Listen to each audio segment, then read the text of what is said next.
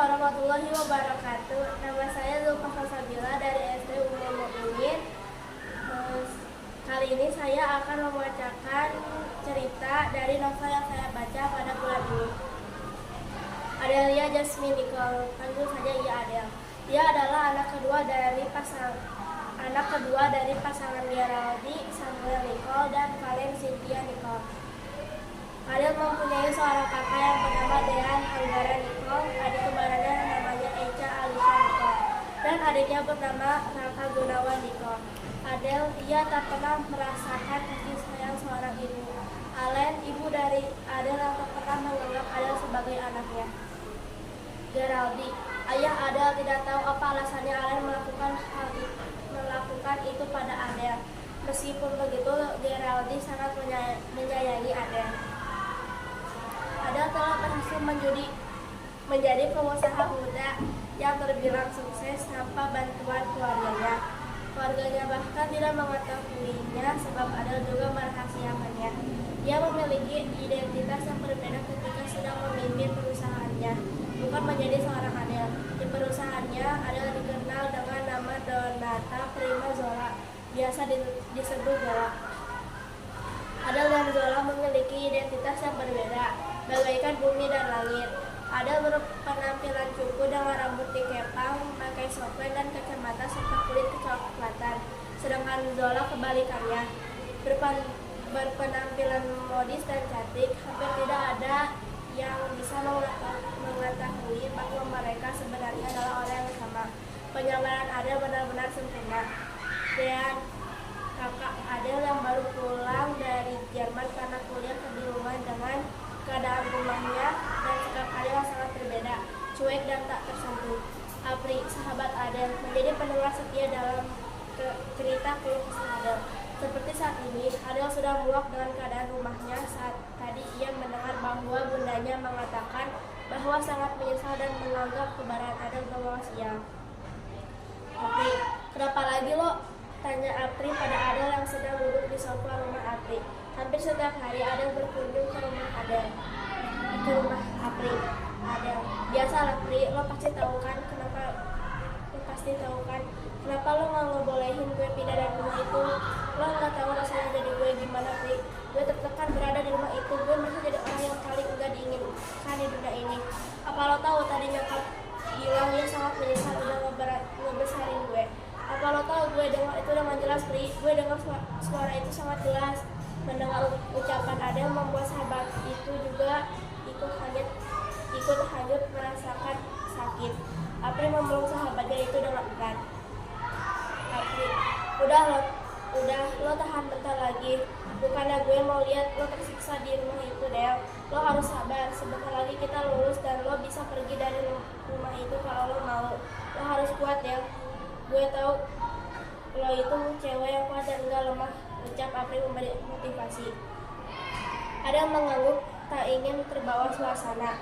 Adel pun meminta pada Apri untuk mengizinkan ia menginap di rumahnya malam ini. Apri menggeleng tegas membuat Adel cemburu. Adel, kenapa biasanya juga gue nginap di sini? Lo nggak masalah? Gue ganggu ya karena terlalu sering datang. Makanya lo keganggu sama kedatangan gue. Apri menggaruk tengkuknya yang tidak gatal, mencoba mencari jawaban yang pas. Apri, bukan gitu Del, lo harus pulang karena kakak lo baru datang lagi kan setelah 10 tahun di Jerman. Apa lo gak kangen? Perkataan Apri membuat Adel menunduk.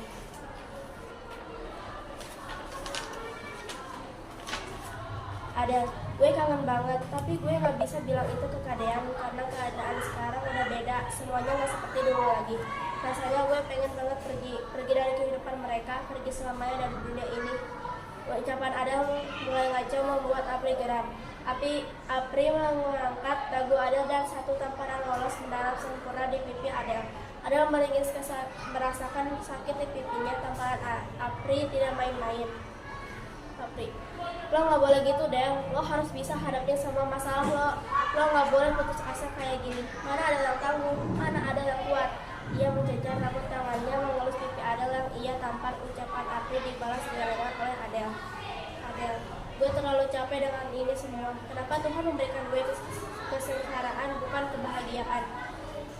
Pri, gue capek, mungkin benar apa yang nyokap bilang kalau gue itu pembawa sial. Setelah mengucapkan itu, Adel pergi dari rumah Abi. Dia mengunjungi rumah yang ia beli memakai uangnya sendiri. Sejak kecil, Adel sudah rajin menabung dan mengumpulkan uangnya sendiri. Di kediaman Nichols yang sudah berganti menjadi malam, dan Dean sedari tadi menunggu Adel di ruang keluarga. Dean belum melihat Adel setelah makan tadi siang. Kak Dean gak usah nungguin Kak Adel. Dean menoleh ke Raka dengan menaikkan sebelah alisnya bingung. Kenapa? Dia adik kakak, seharusnya kamu sebagai adiknya juga khawatir kalau dia belum pulang jam segini. Perkataan Dean membuat Raka terkekeh. Raka, hampir setiap hari Kak Adel pulangnya malam. Apalagi sekarang malam minggu. Biasanya kalau malam minggu Kak Adel gak pulang. Dean terkejut dengan apa yang dibilang Raka. Dean, memang ayah sama bunda gemarahin gitu? Tanya Dean. Marahin, Kakak bercanda, ngobrol aja jarang. Tadi aku juga heran Kak, kenapa Kak Adel makan di meja makan lagi dan lagi. Dean dikejutkan oleh ucapannya Raka. Dean, bercandaan kamu gak lucu deh. Gak mungkin Adel gak pernah makan di meja makan bareng kalian selama ini. Geram Dean. Dean pikir ucapan Raka hanyalah bermain-main, tapi kenyataan memang begitu. Beberapa bulan kemudian, hari ini adalah hari yang ditunggu-tunggu oleh Adel. Ya, hari ini adalah hari ulang tahunnya. Selain itu, ia juga tidak sabar membuka sebuah kotak yang diberikan kepadanya beberapa tahun lalu. Si pemberi kotak tersebut ingin Adel membukanya pada saat ia berumur 17 tahun. Acara ulang tahun Adel dan Eka dirayakan di sebuah kapal. Di sana sangat banyak tamu yang diundang. Pestanya sangat meriah, ditambah saat Adel menyanyikan sebuah lagu. Selama menyanyi, mata Adel terus menatap Alen dengan tatapan penuh makna. Entah kenapa Alen merasakan sesak pada hatinya saat melihat Adel mulai menitikkan air mata saat bernyanyi. Adel, Bunda. Adel mengajar Alen yang terburu-buru masuk ke dalam rumah. Bunda, tungguin Adel. Adel menangkas menatap Alen yang sudah masuk ke dalam kamarnya. Di dalam kamar, Alen gusar. Ia tidak tahu kenapa perasaannya bimbang. Yang ia lakukan sekarang hanya berdiri di pojokan jauh dengan pintu. Alen dengan ragu menuju pintu dan ia sudah bertekad untuk membukanya. Sebelum pintu benar-benar terbuka, Alen memasang wajah angkuh khasnya. Begitu pintu benar-benar terbuka, Alen menatap Alen dengan sendu. Ia kaget ketika tangannya ditarik. Setelah Alen di dalam kamar, Alen mengunci pintu kamarnya kembali. Tatapan Adel semakin sendu. Bunda, ucapnya pelan. Adel, apa benar kalau Adel bukan? Ia merasa tidak sanggup dengan fakta yang menurutnya sangat tidak mungkin. Benda yang ia dapat dari kotak misterius itu sebuah surat tes DNA yang menyatakan bahwa ia bukan anak kandung dari Geraldi dan juga Alen. Alen mengangkat sebelah alisnya merasa senang dengan ekspresi Adel saat ini. Alen, benar, katanya tegas. Alen bahkan mengepakkan tangan kirinya kuat. Lalu ia menunjuk Adel dengan tangan kanan. Kamu bukan anak saya. Alen memutar tubuhnya. Ia tidak ingin melihat wajah Adel, karena baginya Adel hanya membawa sial bagi keluarganya atau karena perasaan lain. Alen, kamu tahu kedua orang tua kamu telah membuat orang yang saya sayangi tiada. Karena orang tua kamu saya belum melihat putri saya bahkan belum saya lihat wajahnya. Teriak Alen. Ia memalingkan badannya dan menunjuk Adel. Karena adanya kamu, saya selalu teringat dengan kejadian 17 tahun lalu. Kamu tidak tahu rasanya kehilangan orang yang sangat berarti, Adel. Adel memang tidak pernah tahu rasanya kehilangan orang yang sangat berarti. Tapi Adel tahu bagaimana rasanya tidak dipedulikan, tidak dianggap kehadirannya, dan dibenci selama hidupnya. Coba Bunda bayangkan, 17 tahun lamanya Adel gak pernah merasakan kasih sayang ibu. Bahkan Adel seringkali berpikir kasih ibu sepanjang masa hanya omong kosong belaka. Tidak ada yang namanya kasih ibu jika perhatian saja tidak ada sama sekali. Adel mengatur napasnya. Adel, Bunda, apakah boleh Bunda memeluk Adel? Sekali saja. Adel berjanji tidak akan menunjukkan muka Adel lagi. Pinta Adel untuk terakhir kalinya. Tanpa ia sangka, Alen memeluknya. Adel pun membalas pelukan Alen. Adel sayang Bunda, lirik. Adel pergi dari rumahnya, lalu menikah dengan Gary pacarnya. Mereka hidup dengan bahagia. Mereka mempunyai 3 orang anak yang membuat hari-hari mereka semakin berwarna. Suatu hari mereka sedang melibur untuk bersenang-senang. Tanpa disengaja mereka bertemu dengan orang tua Adel. Adel pun menghindar tapi ditahan oleh Geraldi dan Alen.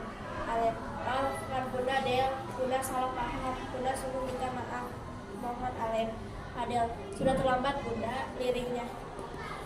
Alen, sebenci itu kamu benci Bunda Adel. Bunda sungguh meminta maaf padamu. Adel luluh lalu memeluk bundanya dan Alen memperlakukan Adel. Alen, maafkan Bunda ya Adel. Ya Bunda, Adel maafkan.